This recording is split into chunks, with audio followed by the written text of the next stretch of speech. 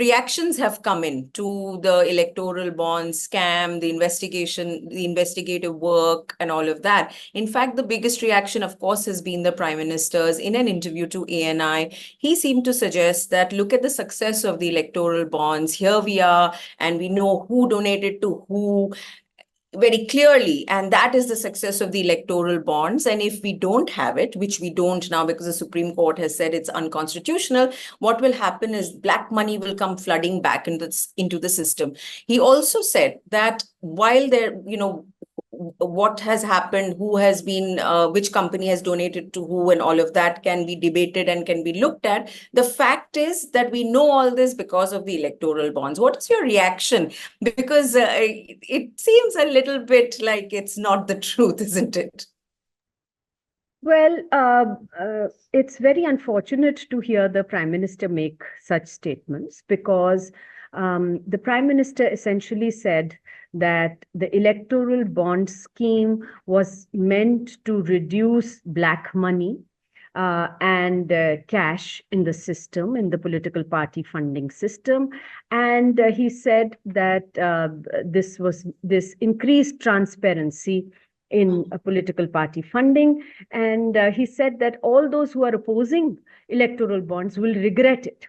Now, this clearly shows that, the Prime Minister is trying to say that the Constitution bench of the Supreme Court has not interpreted the Constitution correctly. Because let us remember that this is the electoral bond scheme has not been struck down by anything less than a Supreme Court judgment, and a judgment of the Constitution bench of the Supreme Court, no less. And in fact, there was a very detailed hearing. And if anyone heard the hearing, it was very clear how the Supreme Court went into every detail. And after listening to every argument threadbare, the Supreme Court delivered this decision. So for the Prime Minister to make these statements, it appears that either he has no idea of the hearing, the way it happened, and the judgment he has not acquainted himself with, or that he is trying to question the wisdom of the Supreme Court. So I think that these statements are not just unfortunate, they also appear to show that there is a very desperate attempt to set a narrative, which is to say that, continue to defend a scheme which has been shown to be unconstitutional by the Supreme Court and ruled to be unconstitutional. And after the data has come out, it is showing that all the fears that the Supreme Court has listed, that people were listing about the electoral bonds, were indeed true. So I think that it's very unfortunate what the Prime Minister has said. For example, the Prime Minister is saying that black money would have been reduced by electoral bonds. Now, let's understand that when the electoral bond scheme was brought in, before the scheme was brought in, the RBI and the ECI wrote very detailed letters to the finance ministry saying, please don't bring this scheme because this will increase black money and money laundering in our country.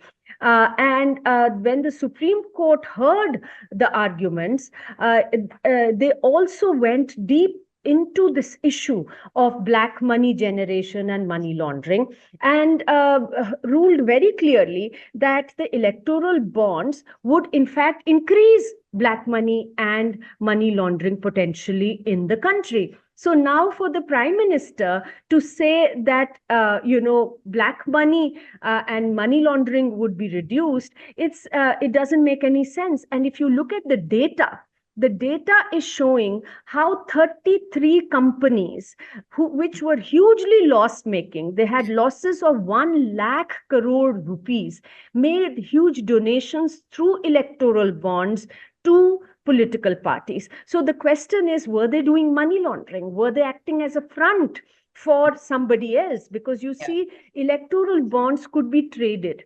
So if a company had money in the bank, they could go and buy the electoral bond and then sell it to another company or person who had cash and take cash from them. So this was really laundering money, it could potentially be. And that is what is now visible in the data that has come out. And cash, of course, carried on. The Supreme Court, when the Government Council tried to say this in the Supreme Court, that don't strike down electoral bonds because they are reducing cash in political parties, the Supreme Court asked the simple question. They said that when you introduced electoral bonds, did you also ban the taking of cash by political parties?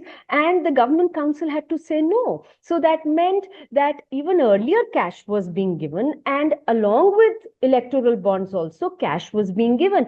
In fact, before the 2019 elections, well after the electoral bond scheme had come, there was recovery of maximum amount of cash that there ever has been with political parties, illegal cash stashed away. So, there is no evidence of cash going down in the system. As a result of the electoral bond scheme. As a result of the electoral bond. So everything that the Prime Minister and the other ministers are saying is not borne out by evidence. And it's very unfortunate that such statements are being made. We would have liked the Prime Minister to come out. I mean, whether he was giving the interview to ANI or anyone else, and say that, okay, we, if it was a genuine attempt on their part to say that, look, we tried, but it appears that it was not the best of schemes. The Supreme Court has struck it down, and the data is now showing that there was potentially a lot of corruption that happened through the scheme. We will make sure that we submit ourselves and all political parties are submitted to proper accountability. That's what we expected the Prime Minister to say.